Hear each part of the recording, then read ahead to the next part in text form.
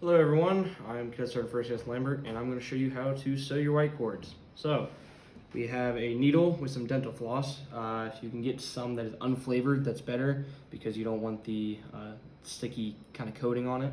Right now we just have it tied to the end of the needle here. We have a little knot tied at the end. So, what you're going to want to do is you have a skinny end and you have a fat end. You want to go to the skinny end and you want to make sure that your white cord is laid out correctly. See how this is kind of pulling this way? That's good because when you put it on your arm, it's going to go in like that and it's going to make the proper shape. So you want to make sure you have that correct. So once you have it in the correct format, you're going to take your needle and you're going to start from behind. You don't want the knot to be visible. What you're going to do is you're going to find a cross section here and you're going to stab it through the cord to start your knot. So you're going to pull it all the way through, stopping. Don't pull too hard to actually make it exit. And then you're going to go back and repeat this once or twice. So stabbing through both parts to make sure it's really secure. And then I'm actually going to save this loop here. So when I go back the third time, again through both, I can come back and I'll be able to loop it through, securing it completely. So now, what you're going to want to do is, despite the name sewing the white cord, you're not going to actually sew through the individual strands. What you're going to want to do is kind of spread it apart here, and on the inside, staying on this inside where you're going to want to make it tighter, you're going to take the needle and actually go in between the cords here. You shouldn't actually be going through any of the fibers. You see here, I'm actually going through that little hole there. So you're going to go down, pull it through, and then you're going to essentially just do it again. Do not overlap, but you're going to go under this because you don't want any of this showing. So you see it went through here and came out this side. Now you're going to go through this exposed hole here. Again, push it apart and then feed your needle through. Again, I didn't stab any of the actual cord, and then you'll see that floss just tucks behind and is out of sight. So you're going to want to continue to do that for the entire length of your cord. I forgot to mention in the beginning, you want dental floss that is roughly, I'd say 2 or 3 inches longer than your cord. At the end, you should have some extra, which is good, but you want a little bit extra just for tying the knots, and in case you end up, leaving a little bit too much slack there on the end. When you trim it, it shouldn't be an issue.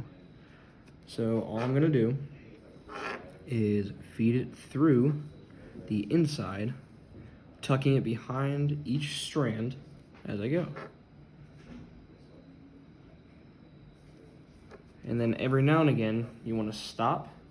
You kind of want to push it together to squish it a little bit and pull the string tight. So you can see how it's a little bit more bunched up there and how it's still kind of loose here. So what that do is that will actually shorten the length of the cord. And it'll make it a little bit tighter, and it'll look a whole lot better when it's actually on your arm. So I'm just going to keep on going. And as you are sewing this, you'll start to understand a little bit, and you'll go quicker and quicker. And as you pull the cord together, you will actually make these holes a little bit bigger. As you can see, I'm going faster now because the holes I created are a bit bigger and they're a bit easier to see and fit the needle through, and I don't have to worry about actually stabbing the cord. Should you actually go through any of the little cords here, it's not a big idea, it's not a big deal. It is all good. You just have to be conscious of what you're stabbing through. The reason you don't want to stab through the cords is so you can actually pull it tight like this. Because if you stab through every single cord, pulling it tight like that is going to be a whole lot harder. So essentially all this floss is doing is giving that cord a guide to kind of hang on to. So when you scrunch it up, it has something to go to. So I'll just keep on going.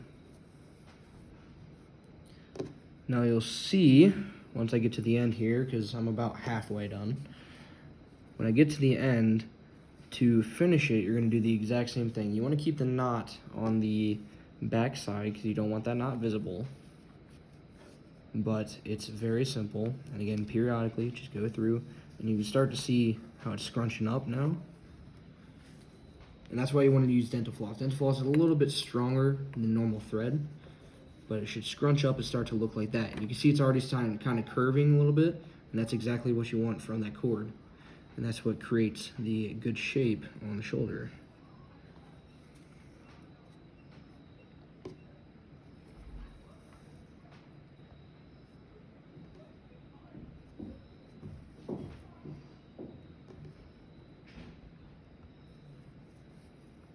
Now, every now and again, you'll have one of your buds, I know it may happen to my buds too, break a needle, and it is going to happen to someone, and it is inevitable, and it's also just not a big deal. Usually sewing kits have multiple, and honestly, if you mess up during this, don't fret it. You just gotta restart. That's all. It doesn't take a whole lot of time. As you can see, I've almost gotten 3/4 of the way through, and I haven't really been doing this for that long. It is a very simple process. Just don't overthink it. Don't stress it. It's not supposed to be a very stressful thing to do.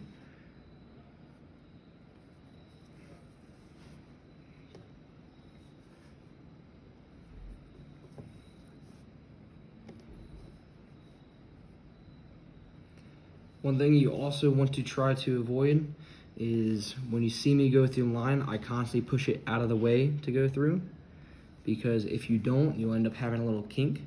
And going through here, you could actually tie up the knot a little bit. So I try to keep consistently going over the string.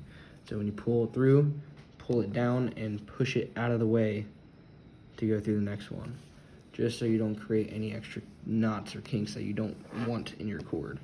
So now you can see it's starting to look a whole lot different than when we started, to where the part where I've sewn already is starting to get a lot wider and a lot closer together, where the part that I haven't is still kind of that skinny, what it originally looked like.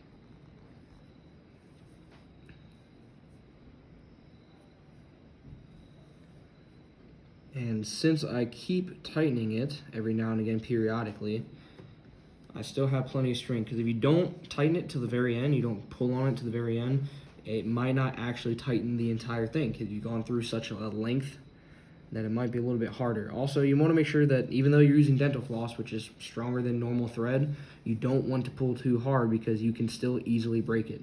When I'm pulling on this, what I'm mostly doing is I'm just pushing on the cord back towards the part where I've already sewn. So I usually just hold it here and push the cord back, making sure not to overdo it, not to break the dental floss. So as I get to the end here, I'll go through, and I got one more.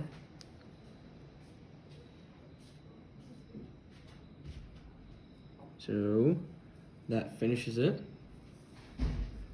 And now you have almost completed your white cord. As you can see, it looks a whole lot broader than it did before, closer together, and it looks a whole lot better. It wants to naturally curve on its own now, which is good. So to finish, all you do, you take your needle, you want to make sure you pull it tight. Again, don't pull so tight as to break it. You know, push the links together, create a little bit of slack when you pull it. So pull it tight, and once it's tight to your satisfaction, take that extra length and go just like the beginning, straight through both of these. Don't stab your finger. I'm trying my best not to. So push it all the way through. Grab that back end. It might be a little bit difficult. This is where a lot of people will break their needles. So pull nice and tight. Once it's nice and tight, pull all the way through. Make sure not to loop it up too bad. And that there is your almost finished white cord. All that there's left to do now is you went through the back, or sorry, you went through the front to the back, go through the back to the front.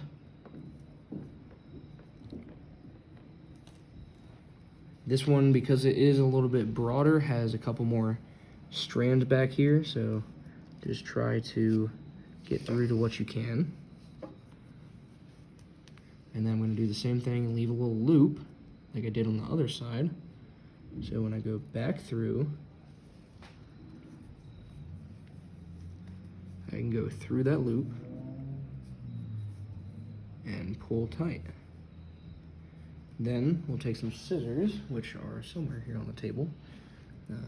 Here. Take some scissors, cut it up, because what you want to do with this last bit is to tie a knot. You want to try to tie it as close to the base as possible.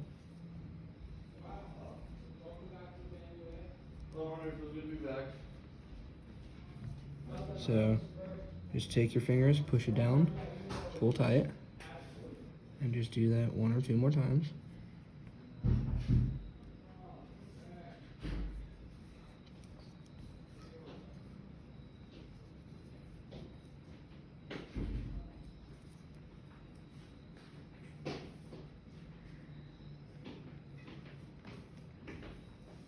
And then just cut off your excess. And there you go. You can have a little bit hanging there. I have a little bit from this side, which I'm actually going to cut down just a little bit. And there you go. You now have your white cord that, when put fully together, now looks like this, which is a whole lot better than that mess at the very beginning. And that is how you sew your white cord.